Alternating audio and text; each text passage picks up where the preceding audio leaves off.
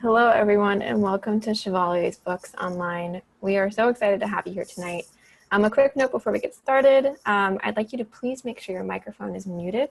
You'll have the chance to unmute and ask these two brilliant writers questions at the end of the hour. And until then, we encourage you to add your comments in the chat. But now, please join me in welcoming Hector Tobar and Roberto Lovato. Roberto is the author of Unforgetting, a memoir of family, migration, gangs, and revolution in the Americas. He's the co-founder of Dignidad Literaria, a movement advocating for equity and literary justice for Latinx writers left out of the national dialogue. He's also an absolutely brilliant journalist and a recipient of a reporting grant from the Pulitzer Center.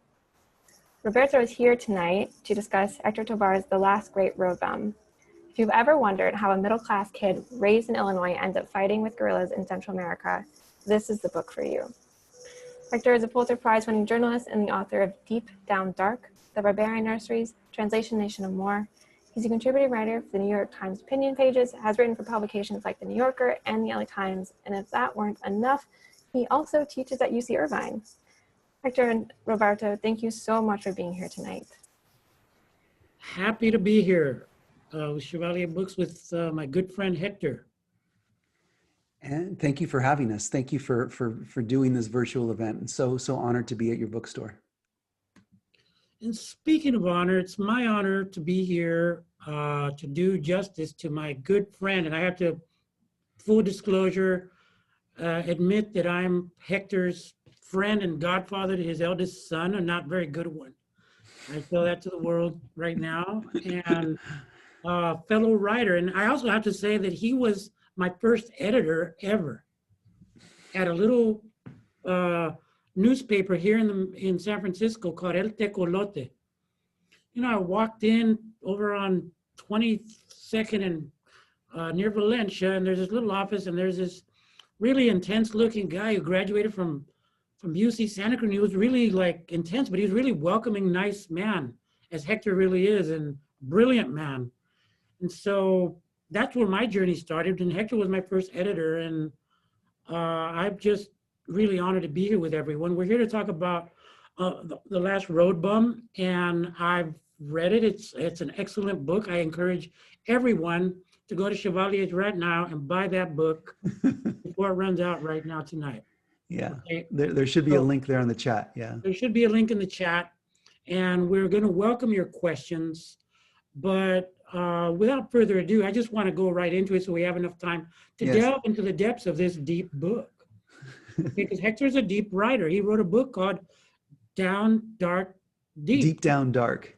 Down Dark. I mean. Yes. Deep Down Dark, yeah. So, oh my God, Martin Hernandez is on the call, Hector, but let's not go there and be nervous about our friends in LA being here. Right. So, Hector, I read this as a writer and as a journalist. Mm-hmm. And, Joe Sanderson was an obvious choice for Hector Tobar, although people might not recognize. He's been all over the world, and he becomes really political in El Salvador in a committed way. And Hector he's a journalist, he's objective, but he's also a committed writer, I would say. I'm sorry if I expose you, Hector, but I think you have strong social justice values that matter to those of us in Central American community and beyond. So I see the fingerprints of your travels from, as an LA Times journalist around Latin America. And I wanted to just ask you, how does that kind of come into this conceiving of the story? Yeah, when you met me, I was a freshly minted Latino Americanista. I had been a Latin American studies major at UC Santa Cruz. I had actually done a year of study abroad in Mexico City. And, like a lot of Latino kids, I grew up having lost my Spanish. My Spanish, by the time I was a teenager, was pretty poor. So I went to UNAM, the National University of Mexico, and learned fluent Spanish. And there's a big scene in Mexico City. There's a big scene in Mexico City when Joe, as a teenager, visits Mexico City. And a lot of that's drawn on my memories of that city because first Joe's letters and Joe's letters home, but also the visuals of it, the feel of it is me describing my fascination with that incredible city. I mean, as a young Latino kid who grew up in the suburbs of LA and in Hollywood and central Los Angeles, to go to Mexico City was this incredible journey, just just to be able to enter into that space, that metropolitan space of mestizo people. That's Mexico City.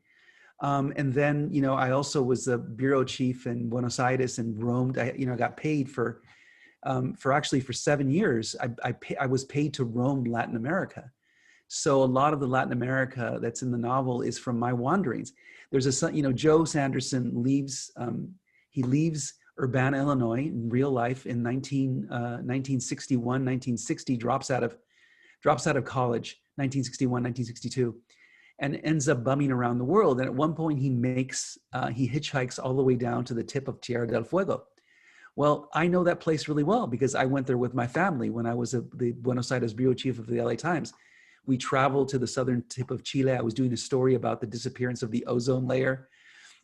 And I took my family and we traveled to this point, the very, very end of the last road in Chile. And so a lot of that Latin American-ness of the novel is from my own, Latin American wanderings.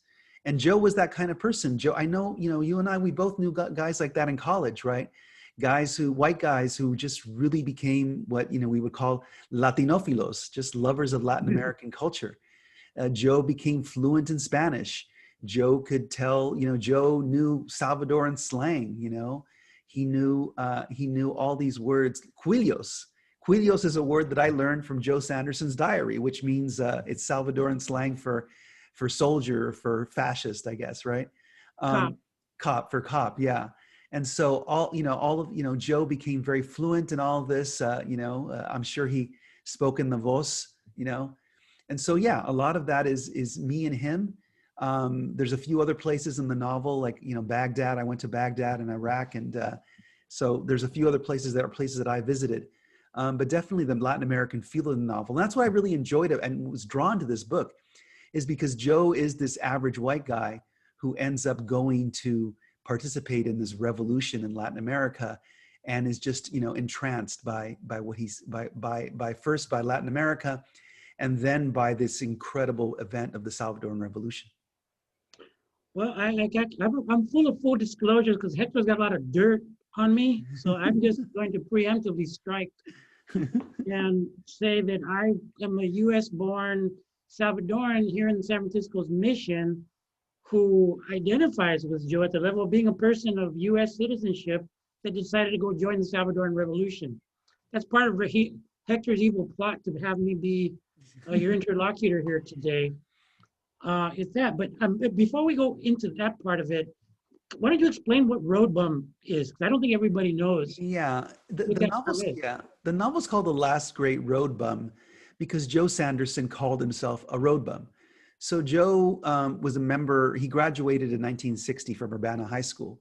And as a member of that really privileged generation, it was his birthright to become a member of the moneyed and comfortable middle class, which most of his classmates did. Or at the very least to become, a townie in his college town. He grew up in this college town, Urbana, Illinois, where the University of Illinois is.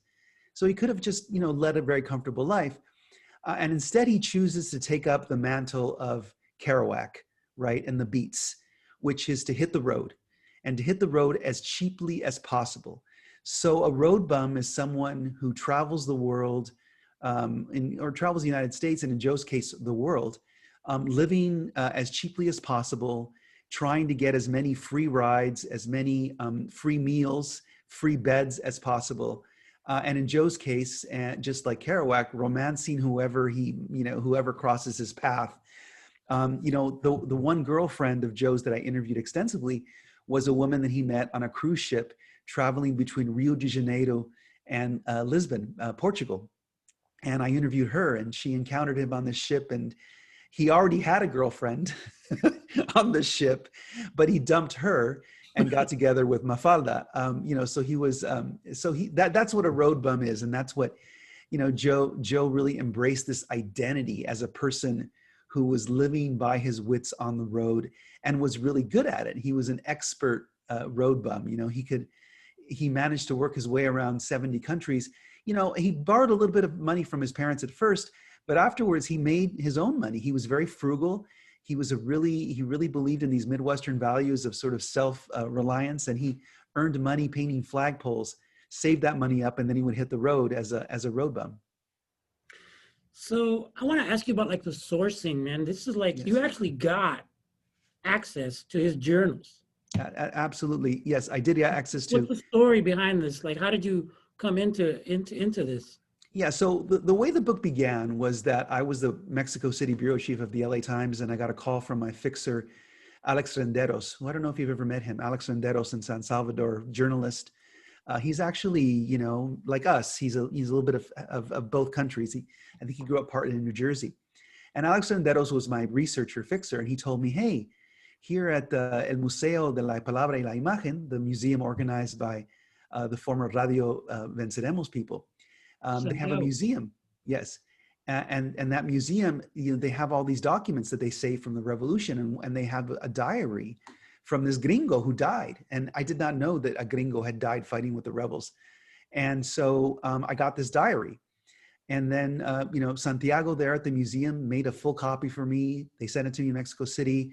I started reading it, and I sent an email to Joe's brother, Steve Sanderson. Joe had died in 1982. His brother is there in Urbana, Illinois, and he was then in South Carolina. I shoot him an email. We end up agreeing to meet in South Carolina, and then I go to South Carolina, and I find out that for 20 years before Joe even showed up in El Salvador, he had been traveling the world and writing letters home to his mother. And so that's this, you know, enormous cache. Imagine, you know, if you had been on the road for 20 years and you sent letters home to your mother once a week or once every couple of weeks.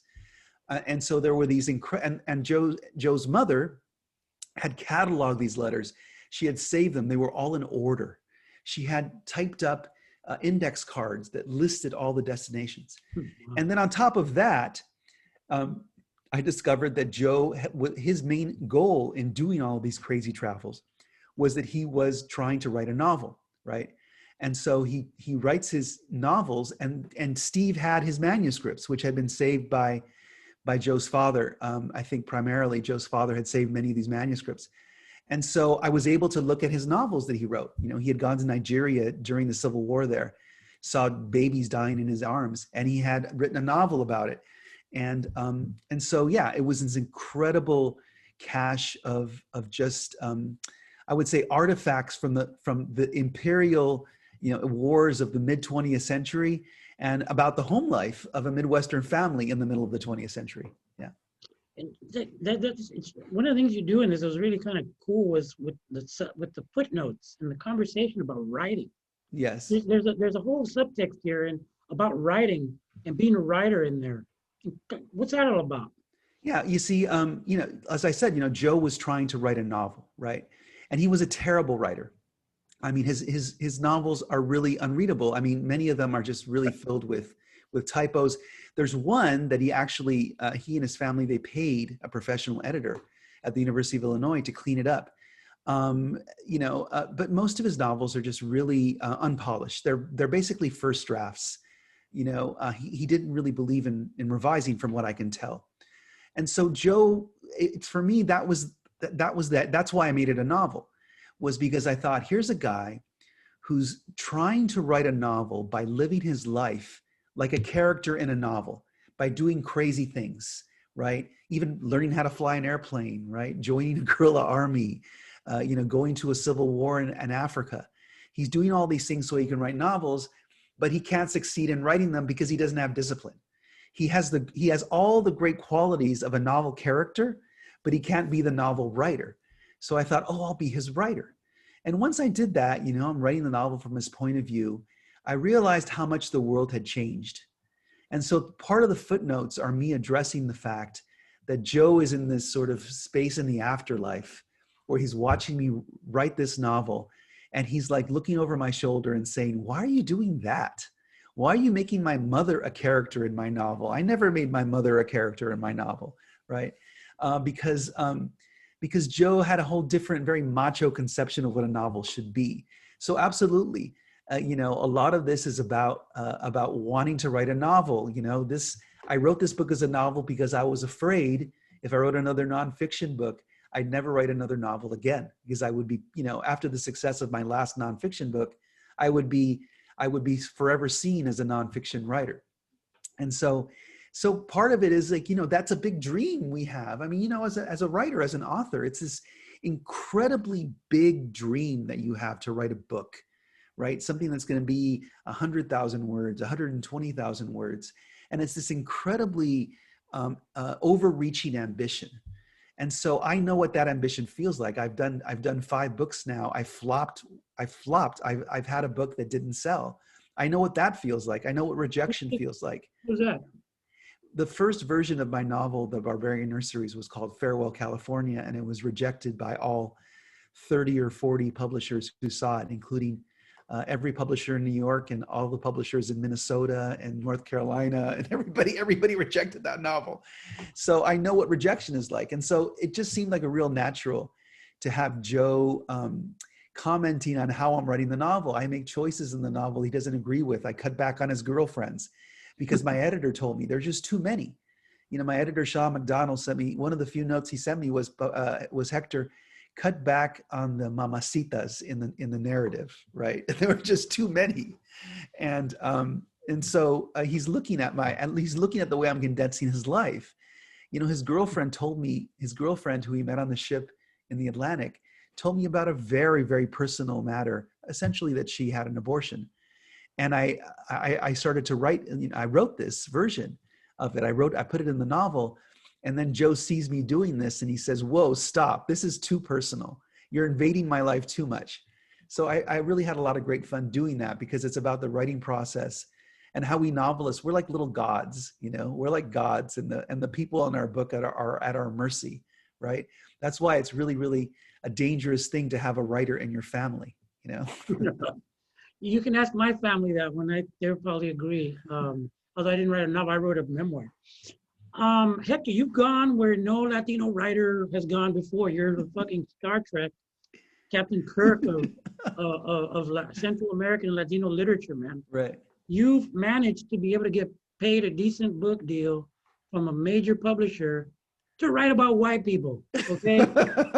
That is un aplauso para esto, please. I say that in jest, but that's actually the truth. How many of us, because if you look at, just as a journalist, I can tell you, right. If I'm not allowed to write, I'm only allowed to write about immigration and gangs and maybe the elections sometimes. Okay? Right. And in literature, I don't even want to get me started with what we're allowed to do within the 1% of U.S. literature that Latinos are allowed. Right, exactly. So, what there's a race component to this book. Right. Very consciously, I see it in the lines, in between the lines. Talk to us about that. What it's like. Yeah, well, absolutely. Captain Kirk, man. Well, I feel like I've been doing that my entire career in one way or another. My first novel, The Tattooed Soldier, which is now really popular in Latin American studies classes.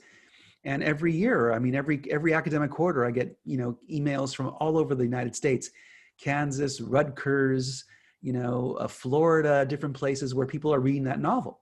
But that novel, when I wrote it in the early 1990s, that was a very political, very violent novel. My model for that was Don DeLillo. Don DeLillo's just incredibly energetic and erudite prose. That's what I was shooting for.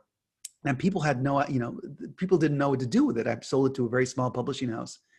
And so I think I've always just been trying to sort of push the limits of who I can become as a writer, and where I can go and what I can do. And I just saw this as a really unique opportunity, an opportunity to sort of bring together the Midwest and El Salvador and to sort of, branch out myself as an American writer, which I've been trying to do, my entire career. So yeah, I'm glad you say that. And there is this subtext, Joe has, white privilege, he's privileged by his good looks, by his charm, by his blue eyes and blonde hair, by the fact that he can wire home and ask them to send money, even if he spent his own money. Sometimes his mother would lend him money, although almost always was his own money. So he's really privileged. And so to be able to write about that privilege that, you and I, when we travel as Americans in Latin America, we have a little bit of that protection, right? We have our U.S. passport. We can travel with a little bit of, we're privileged people. We're we're sons of this American so-called meritocracy, right? Of this American middle-class society. And so we have a little bit of that protection too. So a lot of the book is me writing about those privileges that we have, that he has, that I don't have sometimes. And yeah, I knew it was, I really felt like I was doing something pretty crazy, that I was really far out there, and I was very much afraid of falling flat on my face. And so, you know, I hope that I don't. I hope it's not falling flat on its face. Far from it, Captain Kirk. I mean, Hector. Let me flip the coin a bit. You know, I know your heart of hearts. You're also through and through Guatemalteco, Maya. You have Mayan face, head, fantastic haircut, and you know, I know in your heart of hearts, it's important for you that your community, yes, Central Americans in the United States, you're, you know, our flagship author in the United States is Central Americans in the United States. You're the, I don't want to say the Mina de Santa Maria, because that's colonial and but right, that's a bad allegory. Yeah. I know it's important for you that your people in the community read this. Absolutely. How does that kind of play into it? Like you right, want people to get through Joe's upbringing so that they can get to El Salvador and see right, the things that we all know as a community that you've seen and that others of us have seen. Yeah, that to me was always a worry with the way I went about the book, was that that I wouldn't that the young Salvadoreño readers, you know, wouldn't stick with me long enough to get to the Civil War, you know, to the revolution, which starts exactly halfway. It's exactly halfway in the book. Mm-hmm. And so that's why a lot of the work is going on in the footnotes. You know, there's a little foreshadowing that goes on in the footnotes, where Joe himself is impatient. Joe says, hey, this is supposed to be a novel about the war, and my novel about the war, but here we are in Urbana in 1960. Why are you doing this, Mr. Tobar? You know? And the answer is because I want people to know the full person. I want people to know the full history. What makes Joe's story so compelling is precisely that he was raised in this privilege, but also, you know, a place of pain and hurt. You know, the experience of the Midwest has its linkages to this history of need and want. Both his parents lived through the Great Depression, and so they have these memories of that, you know. And so to me, it's really a weaving together of all of these histories. And a big part of it is to show also Centroamericano writers, you can write about anything. You know, you can write about anything if you have enough guts and you're willing to back it up with practicing your craft at the very highest level. Try anything. Here I am, you know, doing this high wire act, and trying to show how our world and this world are the same world. You know, they deserve to be read, you know, as one story, because they are one story, right? The story of what happened in our countries is a story of what the U.S. Empire did. And the U.S. Empire isn't a monolith. The U.S. Empire isn't just the villain like in Star Wars. The U.S. Empire is made up of real people, a democracy that made these decisions, you know, that committed these crimes in the name of its citizenry. So that's a big part of what the book is about. Well, and you know, another thing that the part of the book is about identity. Mm-hmm. It's about a journey. It's a search for identity. I mean, Hector's the guy who gave me as gifts for my birthday and other occasions, the Motorcycle Diaries, Don Quixote. That's right. And he's also the guy who told me that I had a story to tell. I just want to kind of say that too, because Hector, Ruben Martinez in LA, Marisela Norte, and Mike Davis were among the people that encouraged me. So when you all hear Hector talking about you can write anything, please listen to him, those of you that are aspiring writers, because Hector brings wisdom and truth with respect to that. And I have so much love and affection for Hector that way. I want to just put that on the table before I expose more embarrassing things about him. Well, that's precisely what I love about your work, Roberto. You from the first time I met you, I could tell that you were an intellectual. you know, and that you had this incredible ferment of ideas in your head. And you just had so much you wanted to say that was political and emotional, you know? And that's what I would say about your new book, is that it's this incredible political emotional work. It has this incredible spectrum of emotions and events. It's personal, and it's this huge big picture, you know, of this relationship between these countries. So yeah, that's what I think, you know, that's where our project is moving into. Our project as Central American writers is moving into these more textured, more complex realities. You know, I'm waiting for our Centroamericano, you know, Arthur Miller. I'm waiting for our Centroamericano, you know, Virginia Woolf, you know, and I know she's out there. You know, I know that we have a Centroamericana Virginia Woolf coming, because I see the manuscripts of my students at UC Irvine, and I see this incipient voice that's really going to speak to a lot of the dysfunction, the complexity, and the beauty of our experience in a way that's not, that U.S. literature hasn't gone there yet. U.S. literature, as you know, about our experience is really just getting started. Let me move to El Salvador now, because I want to make sure that we bring that part of the story into the discussion. I was kind of blown away, Hector, your knowledge of kind of the way our clandestine networks used to work.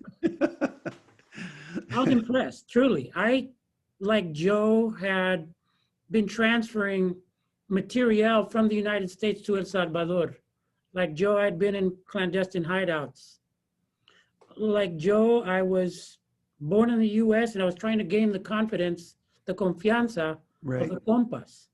So the language you use, it was impressive. You seem to have interviewed a lot of, tell us about how you kind of, you know, my book has a lot of underworlds in it. Right. I want to bring people into the gang underworld. You bring people into the world that I bring them into a little bit too, is the underground revolutionary movement. Well, yeah, there's three main sources.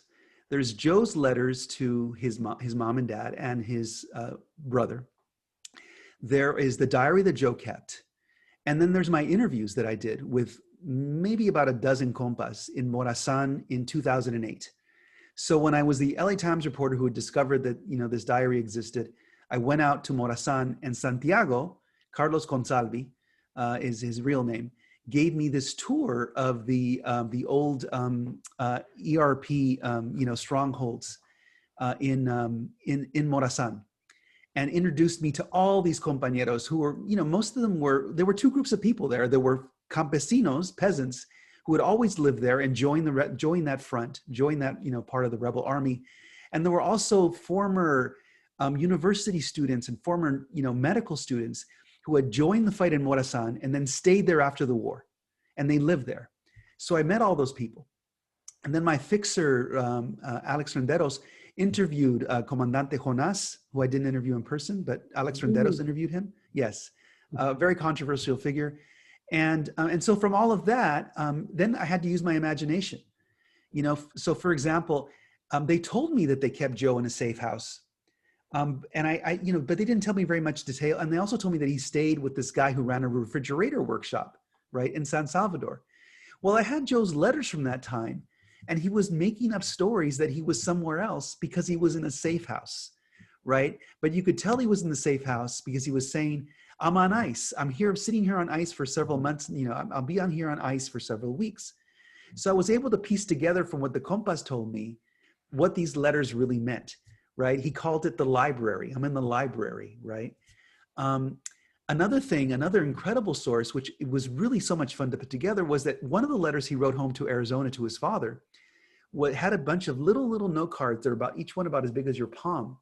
And they had these really very difficult to decipher notes.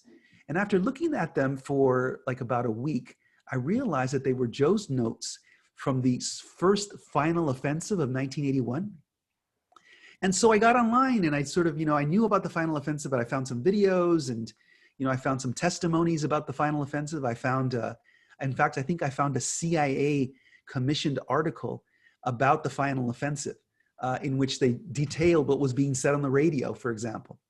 And so from those little notes of Joe's, where he actually saw a compañera, he saw a woman, a guerrilla killed, and he saw another one who was wounded. From that, I was able to sort of piece together that scene. And then from his diaries were just so incredible. And they were just felt really, he was writing essentially to himself. So they were very, very honest. You know, he talks about how he's surprised that there's this rebel death squad, right? Where they've gone and they've done ajusticiamientos, where they're gone and they've, you know, executed, you know, people who are working as spies, right? As orejas for the other side, for the government. And just, it just rang so true, you know, all of his sort of details on it. And he, you know, he was a great observer of what he was living. And also the other source I forgot to mention is that Santiago Carlos Consalvi wrote a memoir about his time with Radio Venceremos. And that memoir I had a copy of also. And that memoir is very, very detailed by dates and whatnot. And it mentions Joe briefly. Joe's death is in that book also. So from all of those different sources and from my own sort of knowledge of the Latin American left, I was able to sort of put all that together. But it was tremendous fun because, you know, I mean, I know from my own experience being close to the Central American and Latin American left at that time, because I was in Mexico at that time, just how idealistic everybody was, you know, and how poetically inclined we Centroamericanos are. So that combination of this poetry, of this idealism, with this incredible barbarism and violence that people are living, you know, where they're having napalm dropped on them, which happened and just described in the novel. That's how I put all that together. So I was always anxious what you would think when you read that, Roberto. So I'm glad you enjoyed it. You did kick ass.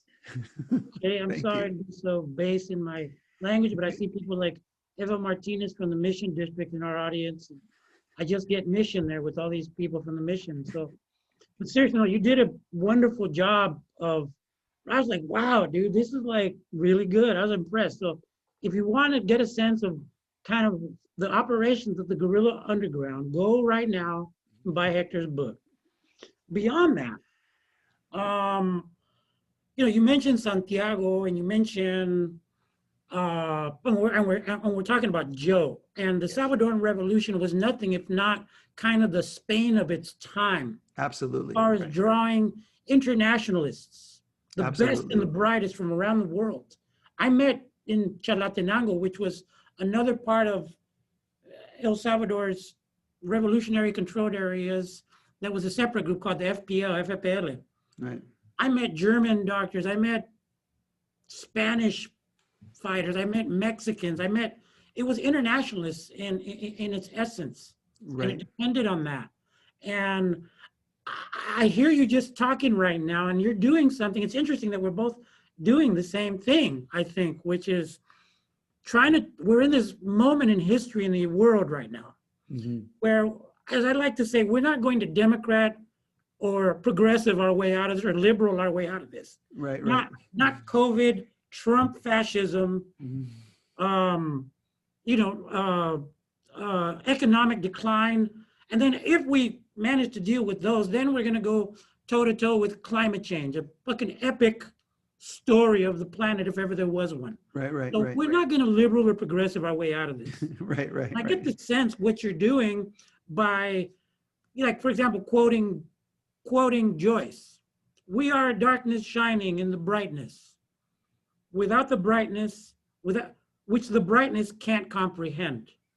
Right? I wrote that down because that's I know that one real well, because Salvadorans have had an image that is not our own. Our stories have been written for us. Part of the reason I wrote my book is so that we could start telling our own story in national platforms. We do it in marginal, like, media that is all that they allow us to tell our stories in. Right. Which is why you get like American Dirt.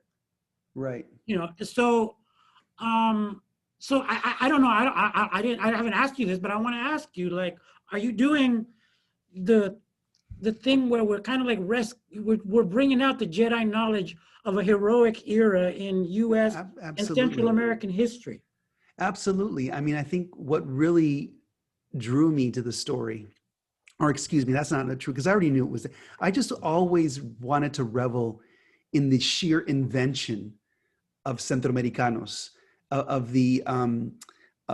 just going and making something out of nothing, right? Which is a very Centroamericano, the improvisation, right?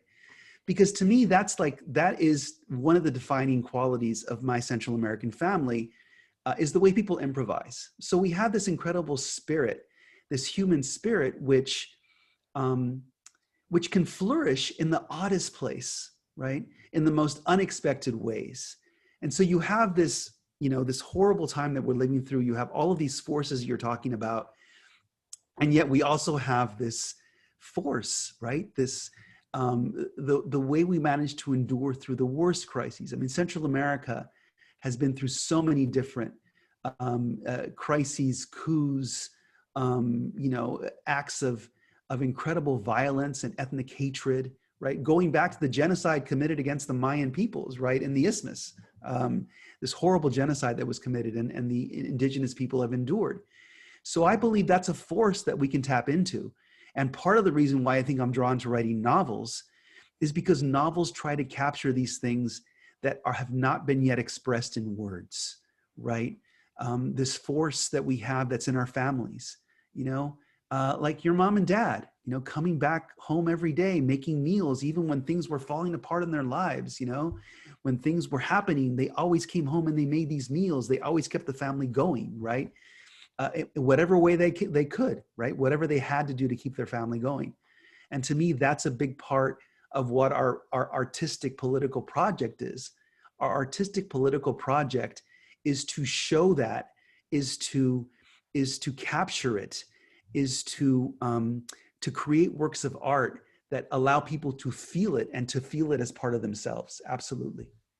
And that's what I love about you and about this book is that I tried myself. I don't know if I succeeded with the lowly pursuit of nonfiction that you just dissed, but what Which I we're do trying to myself. do. I also write nonfiction. Yeah. Yeah, no, I was in one of your nonfiction books. Me and my former partner, G. Right. But we asked you not to use our names because we were still kind of in the frente work, and we didn't want to come out about it. It took us a long time to come out. But so, we have this experience of like this it's musical. It's got its own language. It's got its own beauty, and I see your project like mine and like a Centro Americano project. It's coming in and rooting itself in the United States now, where we're going to show you a different way to think about not just writing, but politics. Right, and also about the lack of distinction between the two, where in America Latina, lo poético no es separado de lo político. Right. Lo político no es separado de lo poético. The distinction between poetics and politics. Right. Not a tradition that I belong to. No, and I think you absolutely hit the nail on the head. I think part of what you and I are doing and what our generation is doing and what our community is going to do is to teach the United States about itself. That's part of what our mission is. It's not just to reflect our own experience. It's to speak greater truths about the United States of America, right? A project of which we are now part, right? We've been brought into this project, right? As laborers, as immigrants, as refugees, or whatever you want to call it. And so I think that the Latino community in the United States has a lot to say, has a lot to teach the United States about its own history, which is actually my next project. But yeah, I think that's a big part of what we're doing here. What are you trying to say about the United States with this book before I start opening it up to questions? Because I should probably turn on my light here. I'm in a basement and I faded into the dark. So hold that thought for a second. Well, Hector works on his special effects here. If you have some questions, please jot them down in the chat, and Chelsea at Chevalier will, Kelsey. Sorry, that's part of the problem of being on the road. I'm in the basement of my sister-in-law's house, and I neglected to turn on the lights first. You've just decompartmentalized, what we used to call, you've just decompartmentalized one of your secret safe houses, Hector, but go ahead. Now the light's going out. There it is. It's great. It's great special effects. Keep going, man. I'm in the dark. So your question again was, I'm sorry. What are you saying about the United States in this book? Well, I'm saying that our history, the history of the United States and the history of Latin America are intimately tied with one another. So Joe Sanderson lived that. Joe Sanderson lived a life that begins in a Midwestern college town in a very, very safe place. When the United States is at the peak of its power, the United States economy is growing like crazy. And he physically links his story to that of this colonial people who have been colonized, people whose lives are shaped by empire.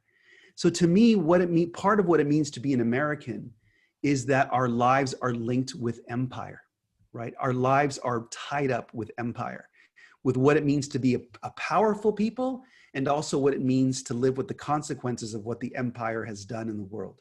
So that's to me a big part of what the novel is about.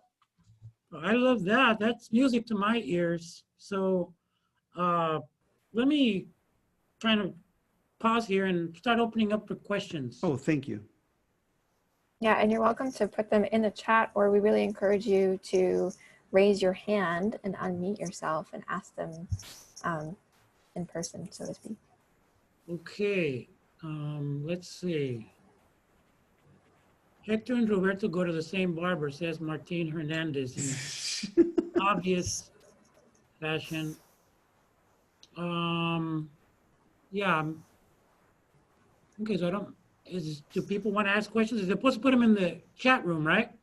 Yeah, they can put them in the chat, or they can ask them. You can unmute yourself if you'd like. We've got Pam.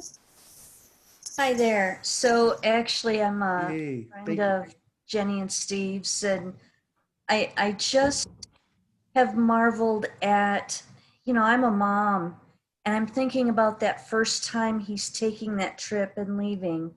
And so I really appreciate it from that point of view, and you're tying Joe to his family. But my question to you is, you found this diary, and you found this fascinating individual, and he's got family, and you're now reaching out to that family. What's going through your head as far as what are you going to say to this family? And I don't know, what kind of reactions did you anticipate? Or Wow. So I'll let you. Yeah, those are great questions. Those are really great questions. I think that, well, first off, I think that one of the things that I've learned in a long career in journalism, because this began as a journalistic project, I discovered these diaries, and I reached out to Joe's surviving brother, Steve, to begin with, is that you have to remember that you're talking about human beings. And so when I reached out to Steve, I'm dealing with someone who's mourning. He'd lost his brother. And so when I reached out to Steve, I really just wanted to know who the full person was. I think that's one of the things that gives journalists a bad rap, is that we think of people as just issues, right? Or as a story. Joe is an adventure story. And I'm not, I'm old enough now, and I've done enough writing that I know that to me is not fulfilling as a writer. It's not fulfilling as an artist. I am trying to learn human truths. I am trying to see what the world has to teach me. That's one of the beautiful things about journalism, is that it's this profession that puts us in situations where we're learning from people about how the world works, right? So I opened myself up to Steve and his family, and that process was one in which we gave things to each other. They gave me Joe's diaries, Joe's letters, Joe's story. They gave me, his friends, his father. I interviewed his father, Milt, when Milt was like 100 years old, just before Milt died. And Milt gave me essentially Joe the child. So Milt, the father, he always felt guilty that he didn't quite protect his son enough. He thought of his son as this brilliant mind who really didn't get enough love in his life, and he felt terrible about that. And so part of I spoke with him several days, and part of it was an unburdening of himself. So with Steve, Steve did not know the details of how his brother had died. And when I went to El Salvador, I interviewed people who had been with him when he died. And then I went to Mexico City, and in Mexico City, Roberto was talking about the volunteers. I met the volunteer Mexican doctor who had treated Joe when Joe died. And so I was able to give something back to Steve, which was so invaluable to him, which was the story of his brother's final days, right? And so we've become very close, the Sandersons and I. We've gotten to know each other really, really well. In fact, in one of our most recent conversations, I sent Steve and Jenny, his wife, the book, and Steve was sad because he's thinking, oh my God, my relationship with Hector is ending, and it's been this wonderful 10 years that we've known each other now, 12 years actually, we've known each other. Although it's not going to end. It's not going to end. We're going to be friends forever. And so, so there's that. Now, and the other part of it is, I think linked to your question about his mother. Well, a lot of this is about motherhood and fatherhood and parenthood and child and being a child and being a son of a family and these family relationships. And so I would have to confess there's a little bit of my family stuff going on, very, very little, but just, moments here and there that I really felt were a lot like what the Sandersons had gone through, especially when Joe goes off to college, when Joe comes back to visit. I've had adult children who've come back to visit me. And so drawing this portrait of his mother, I was trying she's a really powerful woman. One of the first women, actually her mother was one of the first women to graduate from the University of Kansas. She gets a university degree during the Great Depression, a time when a lot of women didn't go to college. She works her whole life as a professional in addition to working in the home, right? She's a professional accountant. And so to me, I felt like I really felt the shadow. I felt the weight of the women's movement on my shoulders, do this woman justice, and so I have a moment where she watches an anti-war protest. I describe some of her work, and so to me, that was extremely important. And in fact, to me, in the end, one of the major points of the book, it's really about a boy and his mother, because Joe always wrote letters to his mother. And that love between them is a through line in the entire novel. So that to me was, in the end too, was his mother, who never really got a chance to mourn fully Joe, because she never had a funeral for him.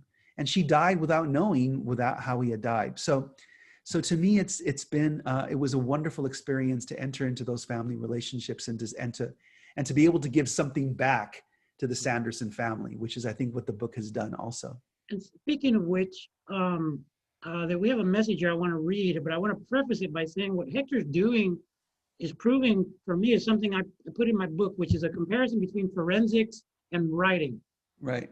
The way the forensic specialists put together the literal bones of a person who's been lost and disappeared, and the family has what in Salvador we call luto prolongado, prolonged mourning. And what Hector was doing was give that family back the story of their son and what had happened. And so here's a message from Steve and Jenny. Oh, thank you. Who say, we are so grateful to Hector for sharing Joe's story with the world. We consider Hector part of our family. Steve Sanderson, Joe's brother. Steve, can you raise your hand, please, so people know who you are? Thank you. It's beautiful, beautiful. Thank you for joining us, and thank you for sharing this lovely story of your brother, my former compañero in the FMLN. Other questions? I have a question real quick, if you can hear me okay. Yes. Yeah, for sure. Hector, but I'm looking forward to reading both of your books. They're coming this week, and I'm picking up Hector's book tomorrow. I saw you at another bookstore. I've loved Hector's work since The Tattooed Soldier. Oh, thank you. Got them all. And Roberto, I'm getting your book too. I enjoyed your talk yesterday. When you talk about forensics, and you talk about when you went back and talked to some of the folks, Hector, and interviewed them and went through the thing, were there things, I'm trying to deal with memory as I age, and what do I remember best, and things like that. I'm just wondering if there were kind of conflicting stories about Joe from different people, or things that you couldn't confirm, just anything like that as a thing about memory. Oh yeah, it's really funny because when I first went to El Salvador and interviewed a lot of the compas, a lot of them believed that he was a Vietnam veteran. And there was all this folklore about Joe. And also the way that he was remembered too, you remember the dead with a certain kind of veneration. One does not really speak ill of the dead. And so there was a lot of just really very, very positive memories of Joe. And no one really told me very much about the conflict within the, between the compas. And so there was this myth that Joe had been in Vietnam. And you could kind of see how people would believe it because Joe talked about going to Vietnam, and he also had been a GI, but he had not been a GI in Vietnam. And so I think this is something I also learned with my minors project, is how memory is really fallible. But at the same time, that doesn't mean that memory is totally unreliable. No, because even a mistake like that, them saying, oh, Joe was a Vietnam vet, actually tells me something. It tells me how they perceived him. They perceived him as this person who had this incredible story and this incredible power. So I had the memories of all these compas that I interviewed, and they were all very positive. So a lot of the stories in the book are stories that compas told me, of Joe learning how to, of Joe having a shooting contest with one of the comandantes, of Joe teaching the compas how to swim, because a lot of them had nearly drowned when they were crossing the river once. And Joe had been a lifeguard, right, at the municipal pool in Champaign-Urbana. But then also there were things that they didn't tell me that Joe had in the diary about how much he wanted to go home, and how much he felt that certain people in the movement were picking on him. These are the kind of typical things that you would see in any organization, in a classroom or in a work site, right? All these little conflicts. People didn't remember those conflicts. They remembered it as this sort of like life-affirming event. But when you're actually living it, and Joe's diary was a record of this, I could see how he was rubbing people the wrong way. Here's a guy who wants to have a cigarette, even when no one else has a cigarette, who's finding ways to make himself his coffee every morning. He's buying coffee beans from the campesinos and roasting them because he has to have his morning coffee.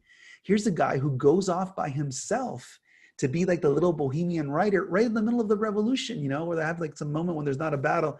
He needs to go off and be by himself because he's like this moody American, And so none of that was in the memories that people shared with me, but that was in the record.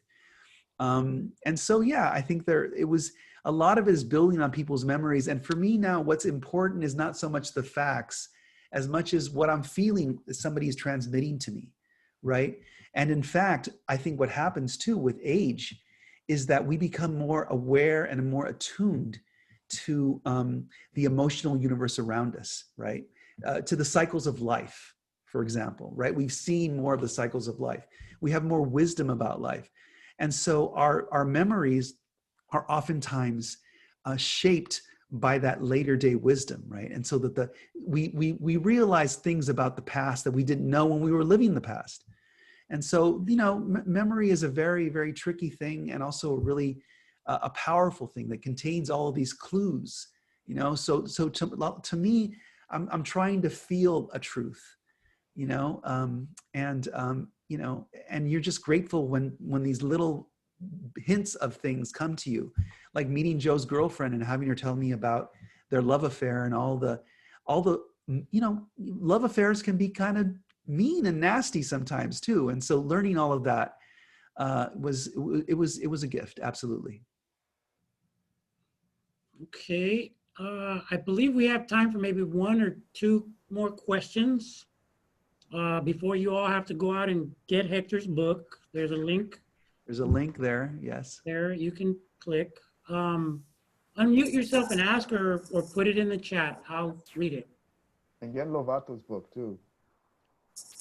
Yes, get both of their books. Said Martin, who remembered that he and I cried at the Selena movie. But yeah, that was my memory. At least I cried. One of the better memories. Any other questions before?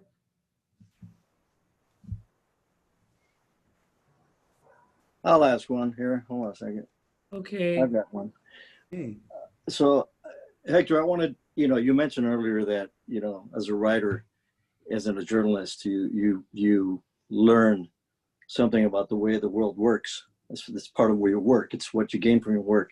So if you've spoken a lot about the book and the character in it, and it's really interesting that to fictionalize a real character and to be able to call it a novel, right? But I guess if you had to summarize what you learned from this particular project, I mean, it's 12 years, right? I mean, it took you that, but if you would have kind of, what has it taught you about the world, the way the world works?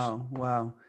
Well, so much. I would have to say, first of all, I really learned a lot about the Midwest, and I learned a lot about the United States identity, and how much pain there is and resilience there is in every version of the North American story. I mean, I know my own family story very, very well. Obviously, I know the Latino community story very well. But to immerse myself in the story of a Midwestern family and to try to feel it from the inside, I think there was a lot of hurt and a lot of struggle in Joe and Steve and their family. Milt just told me so many beautiful stories, so many hard stories of life during the Great Depression. And so I think that in these lives there are these lines of hurt and pain that are very similar, no matter what ethnic group you're part of, and that's a common thing in the American experience. And so to be able to write about that and Champaign-Urbana and this college town was really, that was to me was an education. And then writing about the Salvadoran Civil War, writing about this revolution and seeing it from the inside and trying to imagine from all the information I had, what it felt like, to live it. Part of, for me, the challenge of writing a novel is that you're trying to create a sense of the dream of living inside somebody else's life, And so to me, that was a wonderful challenge to be able to write that. And also to think about the world in the 1960s. I was born in 1963. I have memories of like 1969, 1970, 1971. And so being able to write about that time and also think about what the world was like in 1968, 1969, 1970. I learned so much from Joe's letters, because Joe was an on-the-ground person. He went as a tourist to Vietnam, and then he goes to Laos as a tourist, and he sees the B-52s dropping bombs, on the Vietnamese-Laotian border. He sees this and writes about it. And so to be able to be Joe and imagine that, to imagine him wandering through Africa. He was in Nigeria and Biafra during the Civil War there and had children die in his arms. That one person could have all those experiences. Really, it taught me about my own country, because the United States is one of my countries. It's the country I'm a citizen of.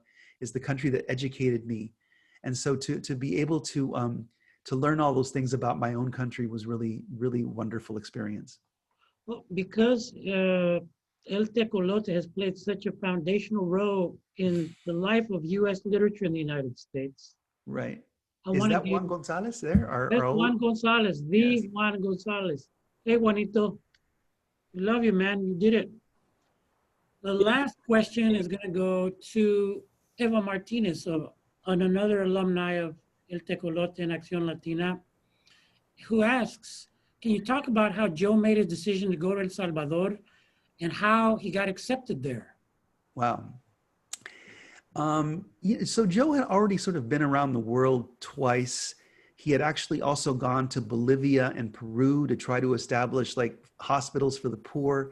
So he was already fluent in Spanish by the time he heard about the Salvadoran Revolution, 1979, 1980. And he had just finished trying to write a novel about his experiences in Bolivia called The Cocaine Capers, right? A novel that was, it was almost like he was trying to write Hunter S. Thompson style of writing, right? That book had not sold. I think he was looking for the next new challenge. So he went to El Salvador, I think, thinking he was going to find the kind of conflict he had seen before in other places.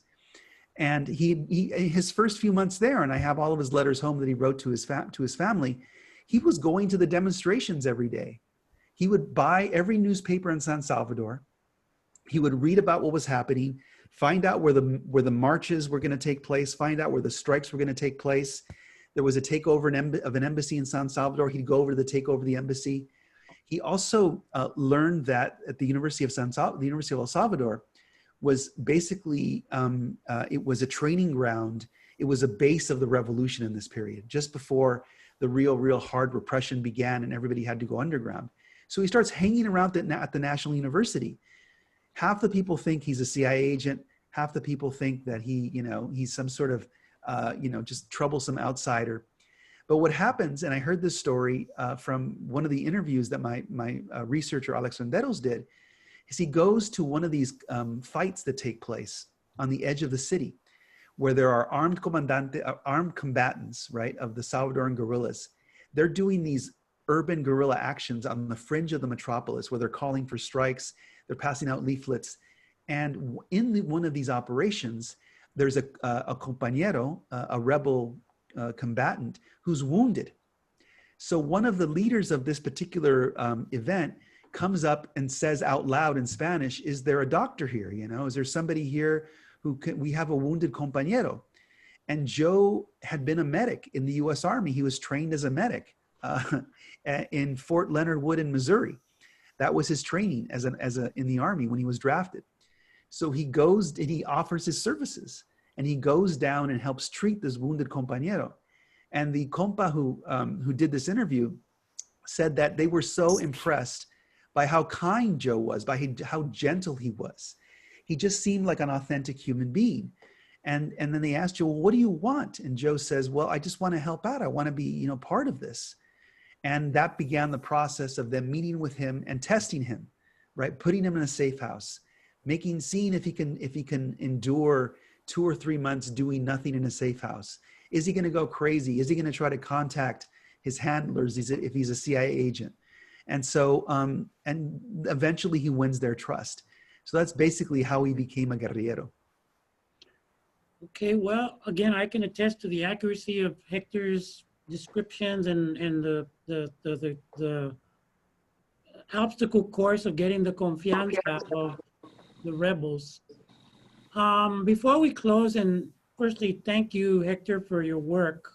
It's beautiful, and I think we all are going to be supporting you on and off the page. We have a actual special request that I think is a lovely way to kind of close here. We have some pictures that Steve and Jenny want to share. Oh, there they are. Yes, that's Joe. That was a picture provided by the Santiago in El Salvador. That's Joe working in a field kitchen. He has a Guardia Nacional uniform that he mentioned this in one of his diaries, that they found in one of the battles, and it was, a soldier they had captured. And so Joe is wearing I think it's a Guardia Nacional, uniform there. And there's more than one photo. Let's go to the next one. Yep. Hold on just one second. Okay. Is that a background picture? Or are you on the middle of a hallway? It's a background picture of Florida Atlantic University. Wow. So this is the train station in Champaign-Urbana, and this is on the day in the fall of 1960 that Joe went off to college, and that's his mother, Virginia Coleman, who was still then Virginia Sanderson because she was still married to Milt. This picture, I'm almost certain, was taken by Steve, because I think Steve told me he took them. There are other pictures from that particular series of that particular moment, where there are a bunch of Joe's classmates, all girls, who come to visit him and say goodbye to him at the train station. There they are. And so I wrote a whole riff based on these photographs, based on the idea of Joe going off to college at the train station. He's taking the train south because he's going to the University of Florida, Gainesville. That was his first school that he went to after he graduated from the university, from Urbana High School in 1960. So those are pictures of Joe's departure from Urbana. Well, I think this, we still have. There's one more, last one. One more, there, yeah. So yeah, there's, I think one of his girlfriend at the time was there. I don't know if that's her. I haven't actually seen this one before, but but it's from the same sort of group of shots. There's Joe with his suitcase. There's the suitcase in the background. Yeah. So Steve and Jenny have just thousands of artifacts between letters and pictures, and some of them are in the book. So if you buy the book, you'll see a few of them. Also, my son Dante is putting together a website where we'll have a few more pictures, and FSG, my publisher, is also putting together something that's going to use some of these pictures in a map.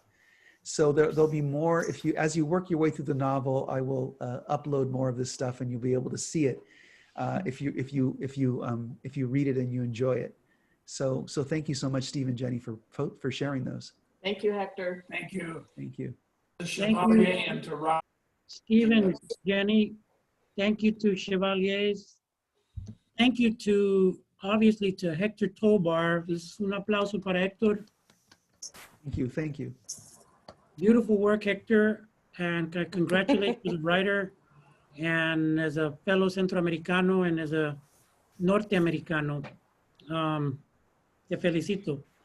This concludes our event. Chevalier's books too. Thank you so much, and support Chevaliers as they emerge from the quarantine. So support your independent bookstores wherever you are. And Joe said, and the closing thing we're going to do here is appropriate, brought to us by Martin Hernandez again. And when you would have a fallen compañero in battle, there was a thing you said. Uh-huh. And you say the person's name and you say presente. Presente. Let us honor the memory of Joe Sanderson when repeating with me, Joe Sanderson. Presente. Thank you very much.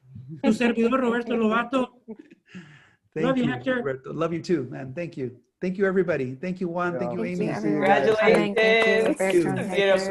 Thank you, Caribbean, too, for coming by. Thank you. Yolanda, everyone. Thank you. You're aging well, guys. You look great. Thank you all, friends and family. We love you. Great job. Beautiful. Amazing. Thank you.